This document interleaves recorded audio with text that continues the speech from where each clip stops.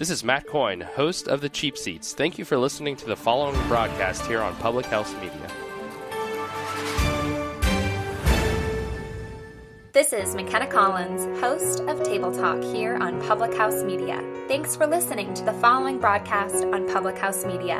Once you're done with this episode, I hope you'll check out my show, Table Talk, where we invite guests to discuss all things lifestyle, pop culture, and how to live your best life. Join us as we talk with today's movers and shakers, including celebrities, athletes, bloggers, and more. A new show comes out every other Tuesday at 8 o'clock p.m. Central Standard Time. Don't forget to subscribe on iTunes so you never miss an episode of Table Talk. And thanks again for checking out the following broadcast on Public House Media.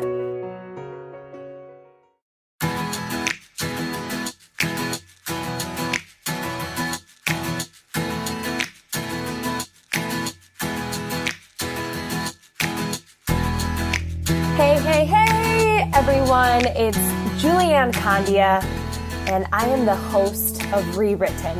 Thank you so much for tuning in. I am so excited to deliver to you today. I want to talk about blame. I want to talk about our past and how we can use blame in our past for the good.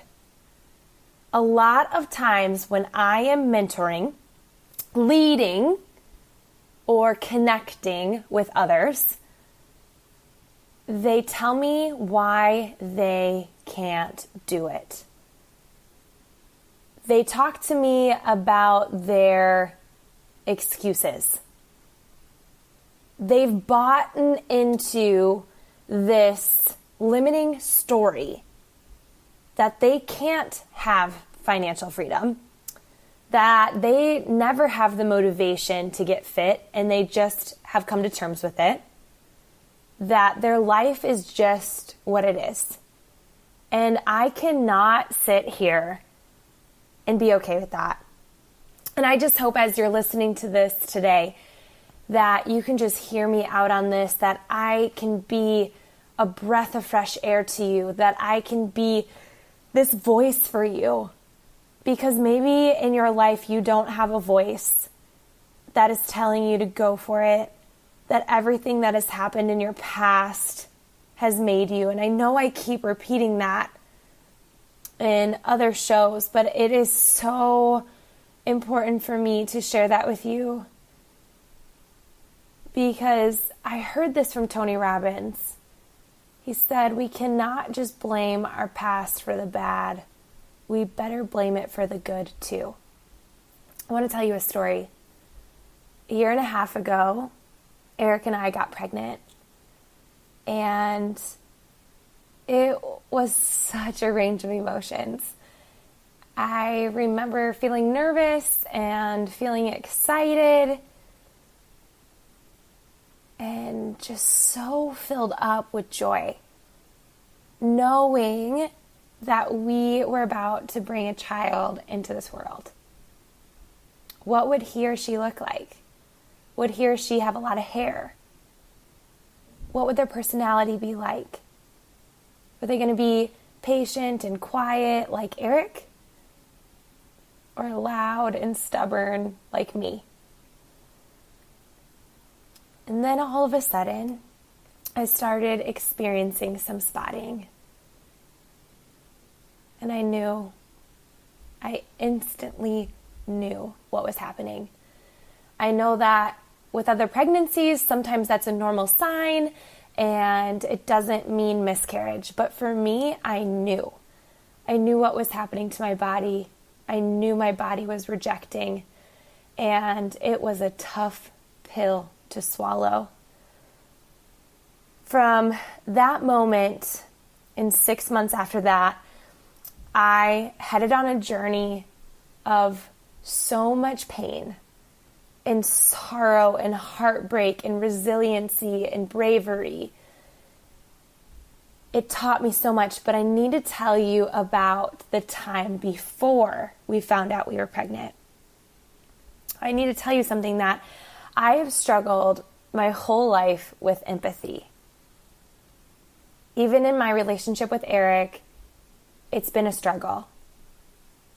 And I remember in fall, just praying to God, saying, I need empathy. Lord, just please bless me with empathy. I need to empathize with more people. And in my naive brain, I thought that God would just grant me empathy. It's kind of funny to think about that now. When I was on my journey of healing through my miscarriage, it hit me like a ton of bricks. Oh Lord, you totally heard my prayer. Because when I decided to share our story and I decided to go public with our heartbreak, I cannot even express to you the amount of women that reached out to me. In that moment, I chose to be a voice for the voiceless. In those times, I decided to speak up through my tears, through my shattered heart, that maybe if I could share this story, if I could share this, that I would heal, but also maybe another woman out there didn't have the avenue to share her story. Maybe she was so broken that she couldn't even put it into words. And I wanted to be that voice for her. I wanted to empathize with her. And so as I look back to one of the most grueling but most beautiful times in my life, I just can't help but think that all happened for the good. And I think another way that hit me is when I had my miscarriage, I joined a lot of groups on Facebook for miscarriage support. And I was blown away by how negative and angry and broken the women were in those groups. That they didn't give me hope. They didn't give me a better perspective. They didn't make me feel better, or it was almost just like a space for complaining, blaming, bashing. And I've learned that anytime people come together and it's through the negative or through complaining, bashing, that it's not a good space. So through my journey of heartache, I've been able to see and not blame and not feel sorry and not dig myself in a hole. That does not mean that you won't experience pain in your scenario. That if you come from a background of abuse, that's not okay. But at the same time, you cannot continue to buy into this limiting story that your past has made you resilient. My miscarriage has made me empathetic. My miscarriage has taught me about strength. My miscarriage has taught me about self-care. So whatever it is that you have been blaming your past for the bad, it is time to blame it for the good. For me and my growing up, it's made me strong, independent, courageous, driven. It's made me who I am. And I think if you start to shift your focus, your perspective, I've told you about this, what you focus on is what you believe, then that will create action and produce results. So what if you looked at all of the things that have happened to you in your past? Getting laid off, bankruptcy, divorce, dropping out of school, getting rejected, a breakup, a miscarriage. What if you could look at all of those scenarios and see the good in them, on how it's made you? That you can walk through fire, that you are the fire. And I think about it like this too. When Eric and I get pregnant, if God willing, I know I could do it again. That if I were to have a miscarriage again, that I could do it and survive it because of what I've survived. Instead of feeling weak, broken, that I know that I could do it again.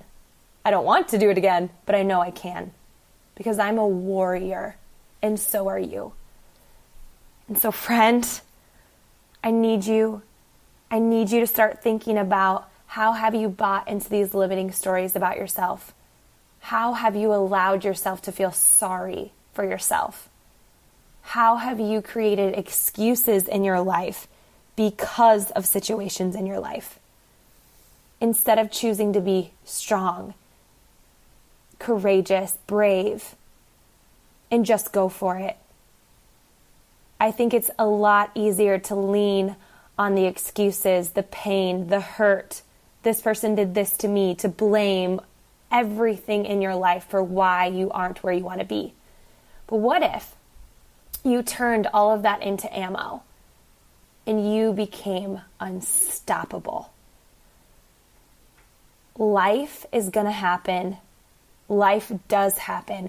Whether things are awesome right now, at some point or another, they're not going to be awesome. And if things are not awesome right now, you have to trust that they will get better. The grass is not greener on the other side. It's where you water it. It's not, well, if I would have had a happy family growing up, then I would be happier. If I would have just had parents that gave me money so I wouldn't be in debt, I would be better off. No, you cannot buy into that.